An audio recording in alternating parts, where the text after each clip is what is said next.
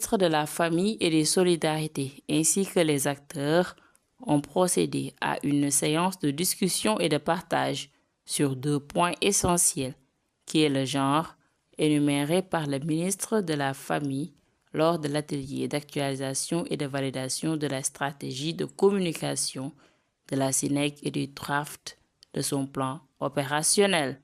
La rencontre qui nous réunit aujourd'hui est venue à point nommé, pour plusieurs raisons, mais j'en retiens 2 pour la circonstance. D'abord, parce qu'une communication sur le genre, adossée à nos valeurs partagées, est un vœu cher à son Excellence, Monsieur le Président de la République, Bassirou Diomaye Diakhar Faye, qui lui a donné une place importante dans le projet du Sénégal souverain, juste et prospère. Ensuite, cet exercice intervient dans un contexte où le gouvernement du Sénégal a pris l'option de communiquer constamment avec les populations destinataires légitimes des politiques publiques. Fort de tout cela, option ne peut être plus pressante que le fait de parler de la politique genre qui questionne les rapports sociaux hommes-femmes, piliers essentiels de notre société. C'est à ce titre que l'histoire nous enseigne, depuis nos sociétés traditionnelles, la reconnaissance de la fonction éminente que les femmes jouent dans la société. L'exemple le plus illustratif de cette reconnaissance remonte à la charte du Mandé en 1236. En son article 16 qui stipule que les femmes, en dehors de leurs occupations quotidiennes, doivent être associées à tous les gouvernements. Toute chose qui montre, si besoin en était encore, que les sociétés africaines ont reconnu très tôt l'importance de la femme dans la gouvernance de la cité, tout en leur permettant de concilier leur rôle naturel avec toute autre fonction sociale. C'est dans cette perspective que la vision de la SNEC pose le postulat d'une société solidaire dans un état de droit, sans discrimination, où les hommes et les femmes auront les mêmes chances de participer à son développement et de jouir des bénéfices de sa croissance. La communication sur le genre est au cœur des débats.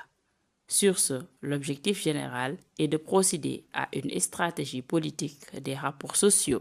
L'appropriation de cette politique, qui est à notre sens un outil de planification du développement, notamment la politique genre. Quand on parle de genre au Sénégal, ça renvoie à des questions de disparité, d'inégalité, de discrimination que la politique tente de corriger. Donc c'est axé sur les rapports sociaux hommes-femmes, et à l'intérieur des hommes et des femmes, il y a des catégories spécifiques telles que les garçons et les filles, les personnes en situation de handicap ou celles issues des milieux défavorisés.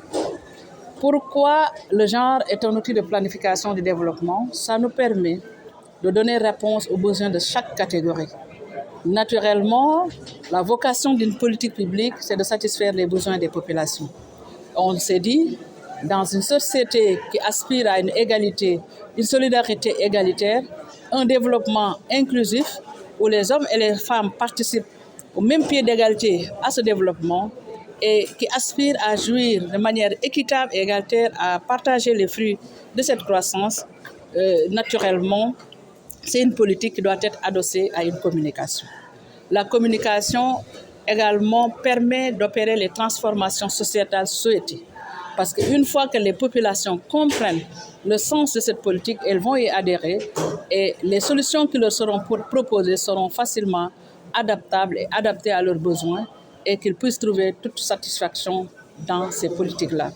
Communiquer parce que aussi nous avons senti qu'il y a une mauvaise compréhension de la politique genre du Sénégal, axée essentiellement sur la variable homme-femme, comme je vous l'ai dit, avec des catégories spécifiques qui ont besoin d'attention particulière. Si vous revisitez notre système statistique national, elle fonde l'approche genre sur la variable homme-femme. Si vous revisitez également le système de planification et tous les documents de planification stratégique, repose sur la variable homme-femme. Les référentiels de politique de développement socio-économique également font état de cette variable-là dans la planification des politiques publiques.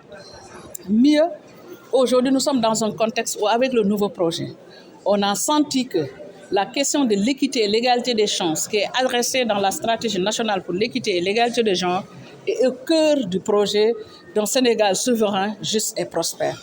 Et mieux, dans ce projet, le chef de l'État, dans sa vision, a mis une place importante par rapport à la nécessité de déconstruire les stéréotypes de genre depuis le bas âge.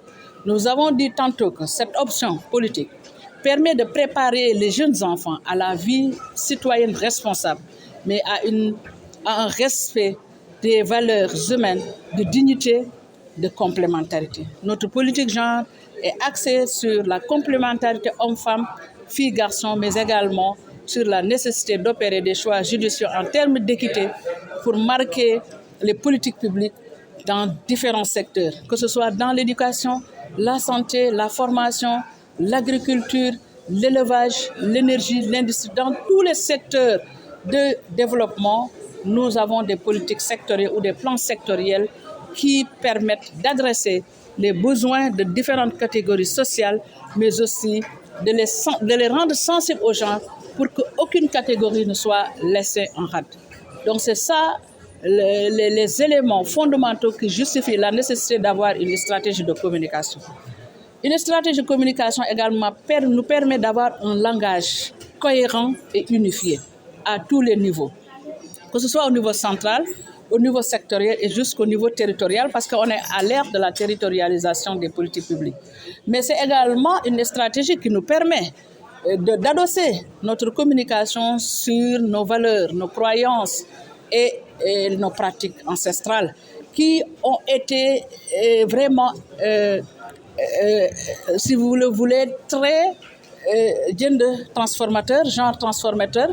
Je le dis parce que beaucoup pensent que c'est les Occidentaux qui nous ont prêté cette politique genre, mais elle existe dans nos traditions ancestrales et dans notre conscience collective. Je donne un exemple. On a l'habitude de nous dire que lu jigéen góor mën jigéen mën na ko. Jàmbaar ca waar wa, on n'a pas dit qu'il y a que les hommes, il y a aussi les femmes.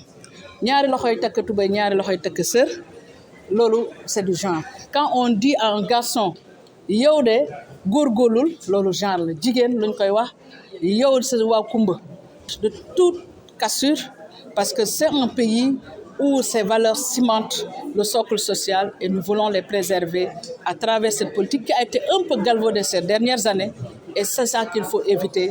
Et ça entre à droite ligne avec les orientations gouvernementales qui demandent à tous les porteurs de politique publique de communiquer constamment avec les populations pour qu'on puisse réajuster ces politiques si elles ne sont pas dans le sens des aspirations des populations, mais aussi amplifier et consolider celles qui sont dans le sens des aspirations de nos populations. Justement, dans le sens de ces réalisations, pour ce nouveau plan d'action, quels sont les axes sur lesquels vous comptez vous focaliser pour mieux faire passer le message?